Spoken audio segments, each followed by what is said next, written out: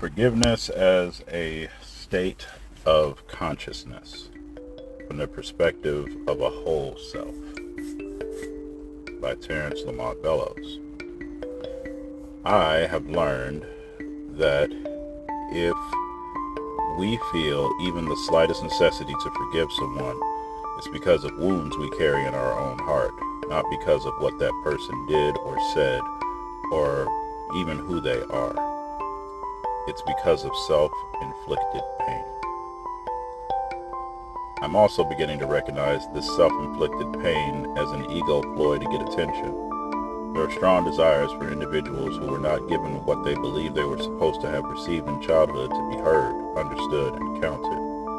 Often, when the need arises to forgive, it is because this other person causes our awareness to be piqued in the direction of the personal pain. We want to feel better, and we don't at first know exactly how to cause it to occur. In these cases, I find my own thoughts, if I simply allow them, drift to whatever is easiest. We ultimately have command of our thinking process through consistent effort. I have come about this awareness. By following step by step and organized disciplined exercising of the mind, this has been revealed to me. I have essentially taught myself how to be forgiving. When forgiveness is adopted as a state of consciousness, this first comes to the conscious mind and the brain as a terrible feeling because we don't truly want to harm ourselves. It's then followed by an attempt to balance and rectify the misalignment. The first thought is usually hostile towards someone or something in order to somehow make it right. The truth is, it's always been right. This person, this entity, this situation has all been designed to show you how to free yourself of the karmic indenture that allows for you to feel out of balance in the first place. Now is the time for self-respect, an introspective inner look at our own limitations and difficulties, our own issues. It's not a situation that is going to heal if we don't choose to go there and become one with it. What keeps us in the dark? Most commonly it's because of fear that it's all over if we do. I won't be me anymore. The truth is, we can rise up. We can face the music and then play a different song. The situation can move if we move our thinking to a place of self-harmony. We can't change the other entity, although that is never the goal. The true goal is to replace self-harm with self-harmony. By looking deeper at my own faults and shortcomings, I can discover what it really means to forgive. What can heal now? This is the opening of the door to a wisdom that can free us from the bonds created from centuries or lifetimes of misdirected aggressive energy. This is where surrendering to the inner urge of the soul will guide you to healing from attachment, fear, doubt, worry, and uncertainty.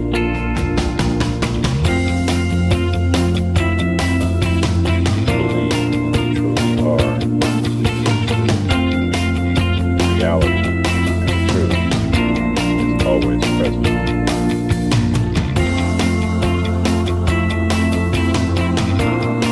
The oneness of God may be the great balance. It can be achieved in several ways.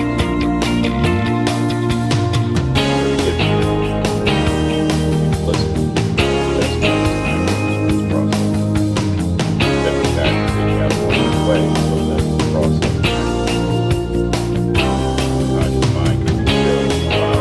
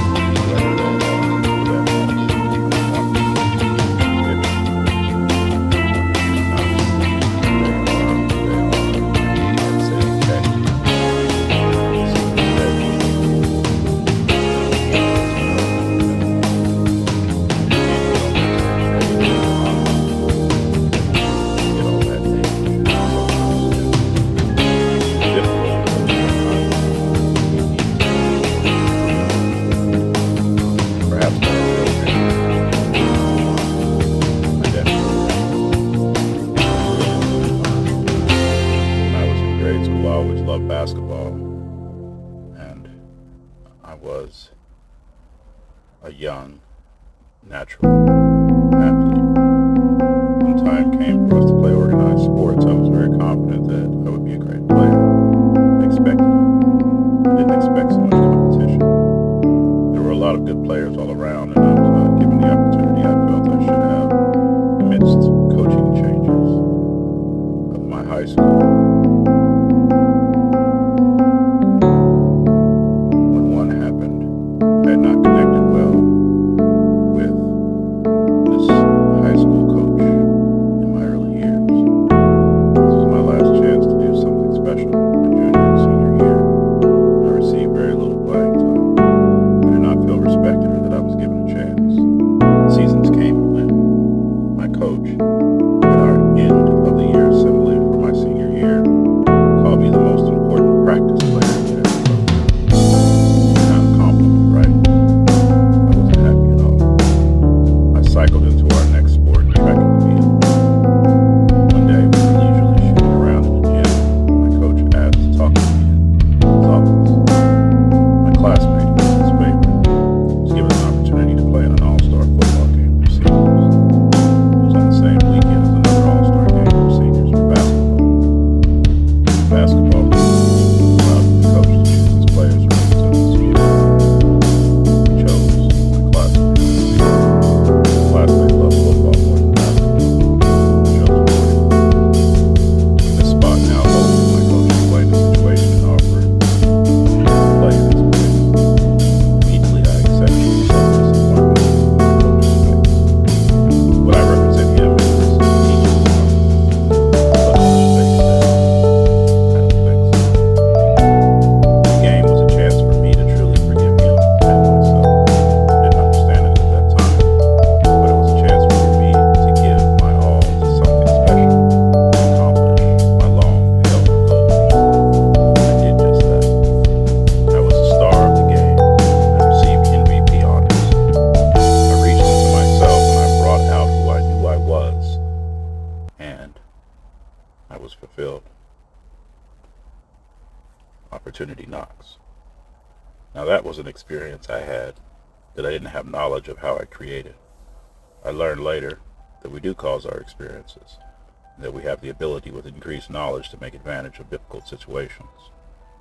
After studying in the School of Metaphysics and doing a set of daily disciplines designed to assist in the stilling of the conscious mind, I had another great experience, and this time I understood how I created it. I spent several months practicing being a mirror to my inner self and reflecting what was occurring within. I was engaged in a project with another student, and we were using the computer to send emails. I made a spelling and information error and sent out an email to many people with this inaccurate info. As a younger person, I was very dead set on writing and recording things accurately. I would write my name and not think that each letter matched, and I would need to erase and make sure it was perfect several times. I would agonize over things written in ink that I couldn't change and make better. My handwriting has not always been top-notch, so I have had to go through a gauntlet of self-acceptance regarding what I would handwrite. I even love to write, so I write a lot. When I sent out that email, the other student was livid. He laid into me and said things that people should never say to each other.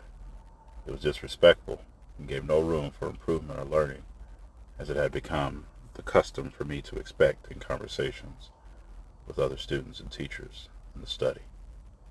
My response astounded me. I gave no response. I was still, and I listened, open-heartedly, and at once I understood. I had set myself up to be able to handle this situation in a completely different way than I had before, starting my study and at the school year or so. I had thought that being talked to like this would drive me mad with anger, and I might do something I didn't want to do. In my younger days, I was also prone to arguing and fighting at the slightest grievance and being unwilling to release what I felt needed to be held against others. When I realized that I was just receiving the reflection of what I had been doing to others and myself for years, I was able to serve this other student in the highest way. I just listened. He wasn't angry with me. He was angry with himself. And I was able to give him the gift of realization. I was his mirror. I don't know what he learned that day. I don't know that he learned how to be secure, but I did. I learned how to be secure in myself. And what I needed to learn was to be more productive and a beneficial person. At times like these, it can be difficult, but it can also really be strengthening. As a result, I've been delving deeper into forgiveness and found that as it becomes a part of the thinking process to seek out learning in each experience, then we are able to clearly see what it is within ourselves that will lead us to knowing the true reason why we are put out of balance by circumstances and situations in our lives, and what we can do to change and improve is at our fingertips.